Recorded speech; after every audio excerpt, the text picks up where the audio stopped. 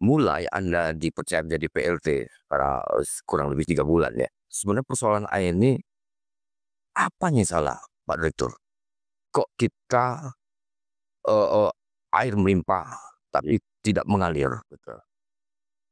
Jadi kembali ke permasalahan internal di PDAM tadi ya. Ya, ini sumber itu menyangkut di bidang produksi ya.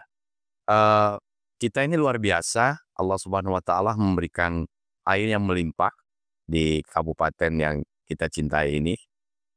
Boleh saja sebenarnya masyarakat mengatakan, "Apa ini PDAM kita tuh Mas? Molah dia Tuhan nih kok rugai terus."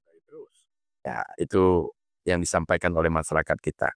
Nah, tetapi setelah saya bekerja lebih kurang 3 bulan ini, ya saya menjawab ya, dengan menyampaikan fakta dan data, ya inilah persoalan yang kita temui di lapangan, ya.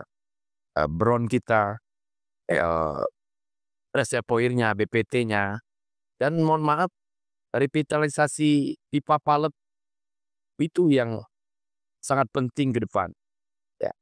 Termasuk itu, ya bronnya, reservoirnya, bak penyalurnya, BPT-nya, pipa palet kita. Saya ambil contoh ya, Lebong Selatan itu, cabang Lebong Selatan, diberikan air dari Yang Maha Kuasa, sumber dari Trans Mangkurajo.